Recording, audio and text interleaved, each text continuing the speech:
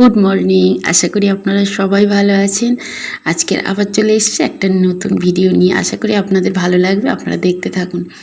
সকালবেলা হাজব্যান্ড বেরিয়ে গেছেন আর মেয়েকে স্কুলে দিয়ে এসেছি। এসে কিছু কাজ সারলাম, তারপরে আমি তৈরি করছি আমার জলখাবার। এখানে গোলা রুটিটা খেতে খুব ভালো লাগে। আটার গোলা রুটির থেকে না, আজকে অবশ্য আটার গোলা রুটি করেছি, তবে ময়দার গোলা রুটিটা খুব ভালো লাগে। ময়দা তো সবসময় খাওয়া যায় না। খাওয়া হয়ে গেছে টিফিন। এবারে আমি নিয়ে বসেছি এখানে আমার ছাদ বাগানের জন্য কিছু কাজকর্মগুলো। এখানে একটা আটার 5 কেজি প্যাকেট ছিল, সেটাকে একটু সুন্দর করে নিচ্ছি, কেটে কুটে নিচ্ছি। একেবারেই মাটিটা মানে একেবারেই তৈরি করে নিচ্ছি, পরে আর ঢেলে আবার গুঁড়ো ব্যাগ তৈরি করতে হবে না। এখানে মানে 2-3 দিন আগে একটু কুমড়ো শাক কেটে নিয়ে এসেছিলাম ছাদে থেকে, এমনকি নিচে আমাদের হয়েছে, সেখান থেকে তো খাওয়া হয়নি, কেমন হয়ে গেছে, নেতিয়ে গেছে। সেই জন্য এর মধ্যে এগুলো দিয়ে দিচ্ছি। আর সবজি যেগুলো রান্নাঘরে থাকে সেগুলো তো আছে।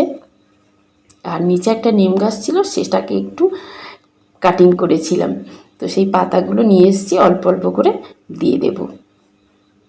আর এখানে না অনেক দিন আনা ছিল সর্ষেটা কেমন হয়ে গেছে, তো অল্প অল্প করেও দিয়ে দেব। আর এটা একটা কম্বলের প্যাকেট, তো ভাবছি উপরে একটা মানে ফলের ঝুড়ি, সেখানে ফলের ঝুড়ি বলতে পারি, সবজির ঝুড়ি, তো একটু ফেটে গেছিলো, ওর মধ্যে আমি কিছু চাষ করেছিলাম, পরুল গাছ, ওল গাছ দিয়েছিলাম, তো সেটাকে এখন ভাবছি একটু ধনে পাতা দেব। তো সেই জন্য আমি ওটাকে একটু এখানে আনবো। এক সাইডে রয়েছে, রোদটা তেমন পায় না, তো ওখানে একটু মাটি দেব। আর মাটি আছে অল্প, এমনি সবজি পচিয়েই মাটি তৈরি করেছিলাম, তো পুরুল গাছ খুব ভালো হয়েছিল, তো বুড়ো হয়ে গেছে, একটু কেটে দিয়েছি। আর এই ওল গাছগুলো এক সাইডেই দিলাম, যদি হয় ভালো, এক সাইডেই থাক।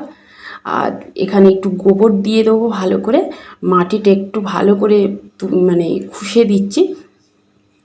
আর রোদ সেরকম তো রোদ নেই, একটু অল্প অর্ধেক একটু রোদ হলে মাটিটা একটু ঝরঝরে হয়ে গেলে তারপরে দেব। আর এই বালতির মধ্যে, ছোট্ট বালতিটার মধ্যে এখানেও একটা লঙ্কা গাছ দিয়েছিলাম, তো বালি মাটি এইসব ছিল, সেগুলো দিয়ে দিলাম।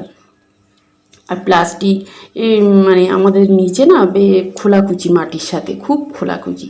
তারপর আমাদের কাজকর্ম হয়েছে, পাথর টাথরগুলো, পাথর টাইলস এইসব ভাঙা টুকরো টুকরো, সেগুলো একটু বেছে বেছে নিচ্ছি যদি থাকে, বা সবজির সাথে কোনো প্লাস্টিক যদি বা রয়ে যায়, তখন তো বুঝতে পারিনি, এখন সেগুলো একটু বেছে নিলাম।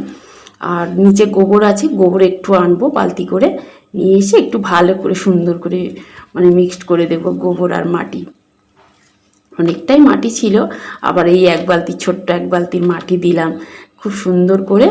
একটু শাক না একটু বড় জায়গায় খুব ভালো হয়, ছোট জায়গায় ভালো হয়, কিন্তু বড় জায়গাগুলো আর একটু ভালো হয়।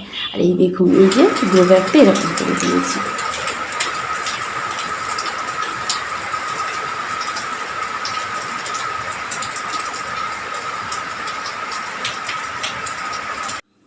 আপনাদেরকে একটু বৃষ্টিও দেখালাম, আর একটু বৃষ্টির আওয়াজও শোনালাম, ভীষণ ভালো লাগে। আর সামনে এই সদর গেটটা খুলে দিয়েছি, ছাদে থেকে এসছে, নিচে ঝমঝম করে বৃষ্টি এসে গেছে, তো সদর গেটটা খুলে একটু ক্যামেরার মধ্যে বন্দি করলাম।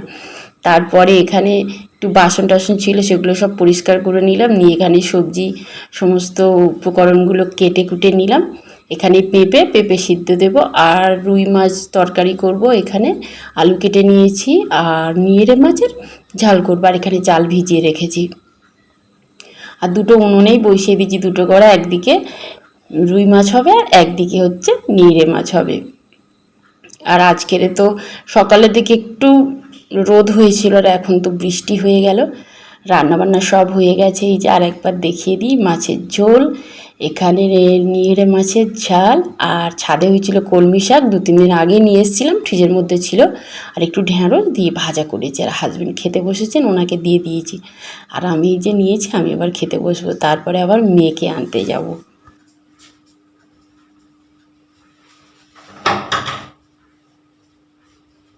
চাবি টাবি সব দেওয়া হয়ে গেছে, আর এখন 4:15, মেয়েকে আনতে যাব। আজকের ভিডিও এই পর্যন্ত, আবার কাল একটা নতুন ভিডিও নিয়ে আসছি। আপনারা সবাই ভালো থাকবেন।